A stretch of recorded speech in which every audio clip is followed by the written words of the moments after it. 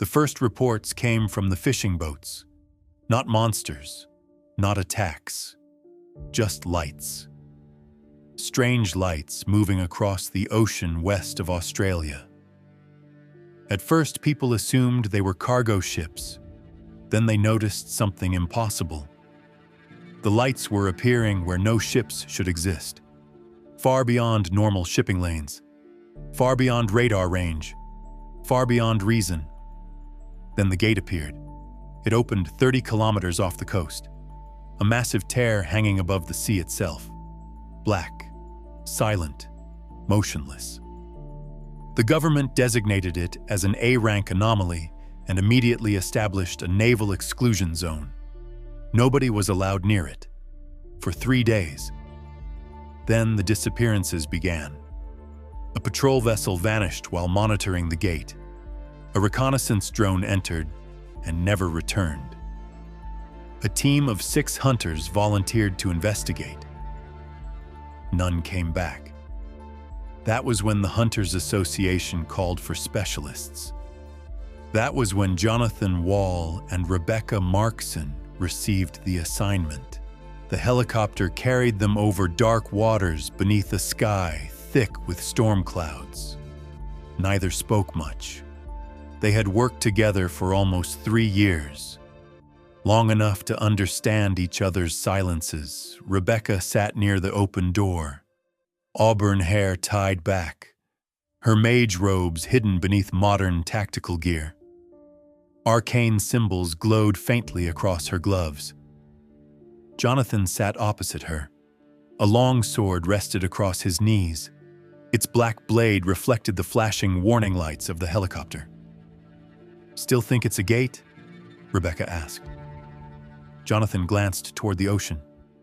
"No." She frowned. "No?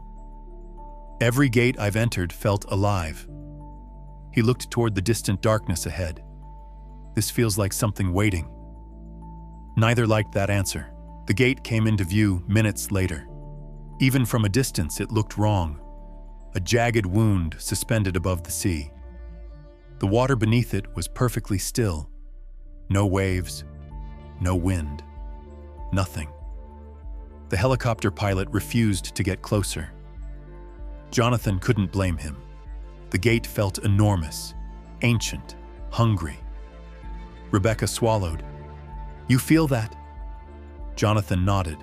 The mana pressure was overwhelming, not aggressive, just impossibly old, as though something inside had existed long before humanity, long before civilization, perhaps long before Earth itself. The helicopter hovered. The pilot opened the side door. "This is as close as I'm getting."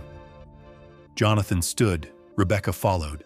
Without another word, they jumped. Crossing the gate felt like falling through freezing water. Then suddenly, they landed. The world beyond was silent. No wind, no birds, no waves, nothing. Jonathan slowly rose. Rebecca stood beside him. Both stared. Neither spoke, because neither understood what they were seeing. An ocean stretched endlessly beneath a black sky, not dark blue, black, as though the heavens themselves had been drained of color. No stars, no moon, no clouds, only darkness. And standing in the distance, a lighthouse, tall, ancient, built from black stone. Its beam swept across the ocean in slow circles. White light cutting through eternal night. Rebecca whispered, "That's impossible." Jonathan agreed, because there was no land.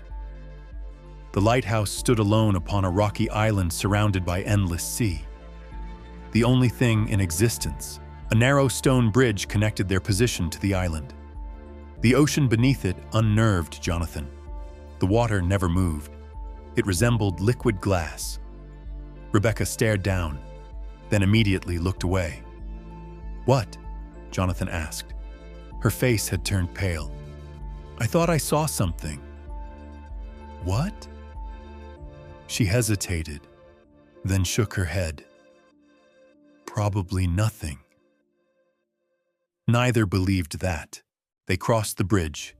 Every footstep echoed. The silence felt wrong, like the entire world was listening. The lighthouse grew larger with every step. Its stone walls were covered in symbols, ancient runes, thousands of them. Rebecca stopped. Her eyes widened. No. Jonathan looked back. What? She traced one symbol with trembling fingers. I know this language. Jonathan frowned. How? Rebecca stared at the wall. I shouldn't. The lighthouse door opened before they touched it. Slowly, quietly, inviting them inside. The interior smelled of dust and seawater. A spiral staircase wound upward through darkness. Jonathan drew his sword. Rebecca summoned a small orb of light. Blue illumination filled the chamber. They began climbing. The first floor looked normal, abandoned furniture, rotting books, broken lanterns, nothing unusual. The second floor changed everything, because it wasn't part of the lighthouse. It was a hospital room, modern, clean, bright. Rebecca stopped dead. Jonathan stared. A television mounted on the wall displayed a date, 20 years in the future. Neither moved.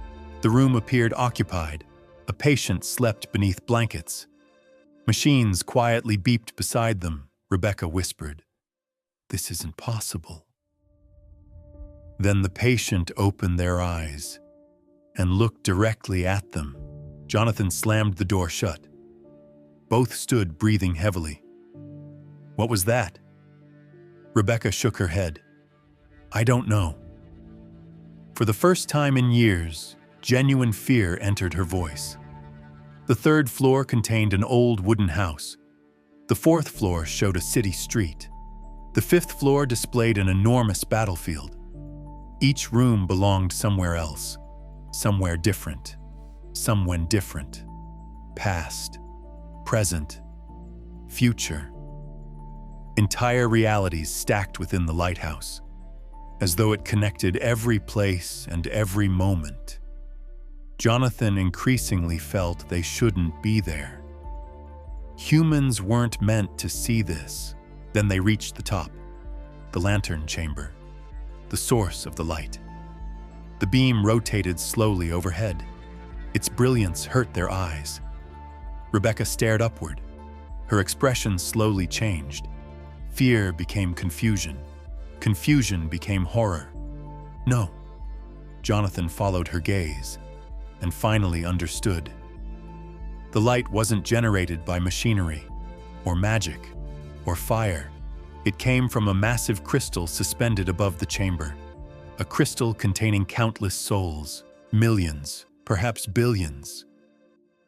Human faces pressed against its surface, frozen, screaming silently. Rebecca staggered backward. What is this place? A voice answered. An anchor. Neither had heard anyone enter.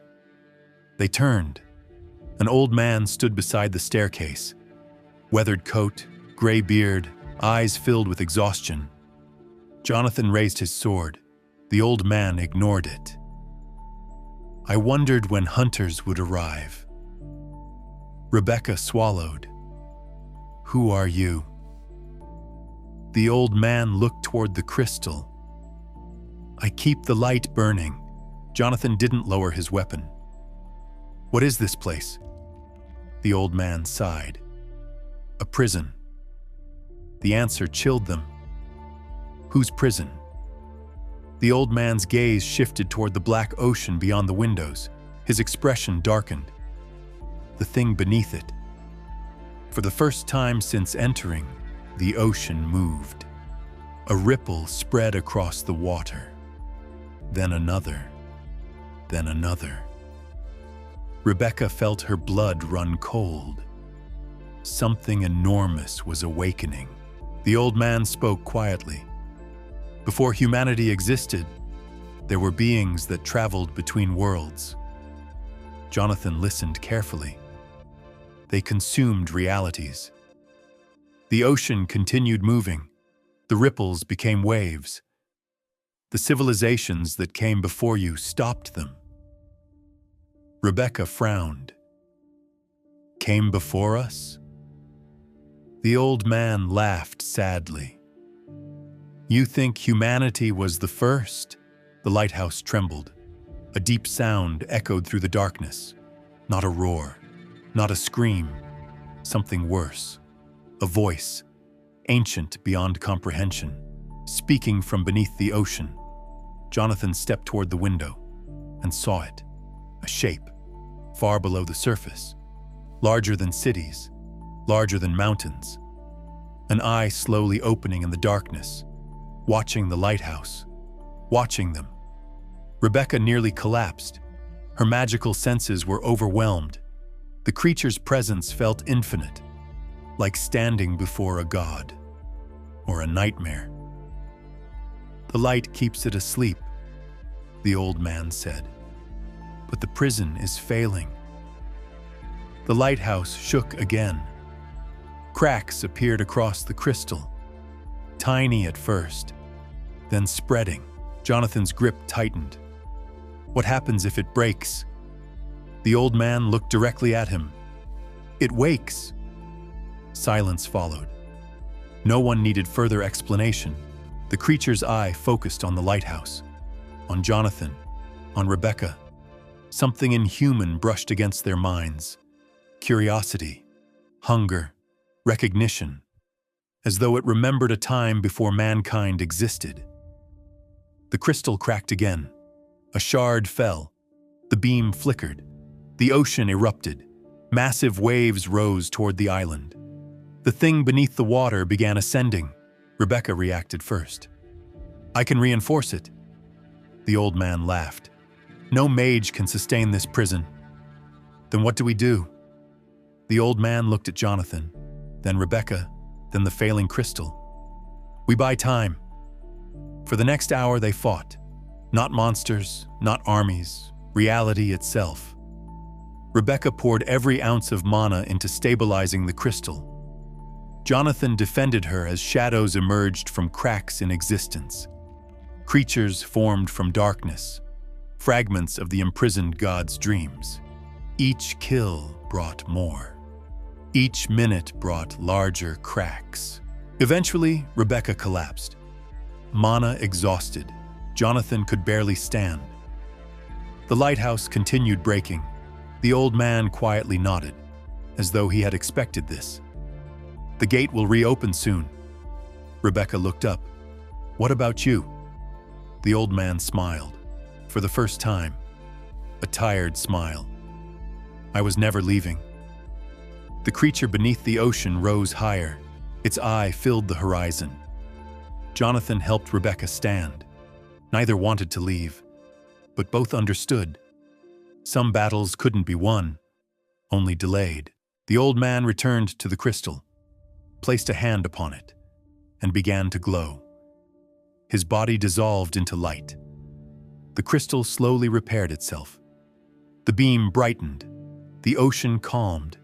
The eye descended once more into darkness. The lighthouse stabilized. For now. A gate opened behind Jonathan and Rebecca. The exit, their way home. Before stepping through, Rebecca looked back. The old man was gone. Only the lighthouse remained, alone, watching over an endless black sea. They never spoke much about what they had seen. Official reports called the mission inconclusive. The gate closed 3 days later. No further activity was recorded. Most people forgot about it, eventually. But sometimes, on stormy nights along the western coast of Australia, fishermen still report seeing a distant light far beyond the horizon. A lighthouse where no lighthouse should exist, standing alone beneath a starless sky. And every witness says the same thing. The light isn't warning ships away. It's keeping something in the darkness from finding its way home.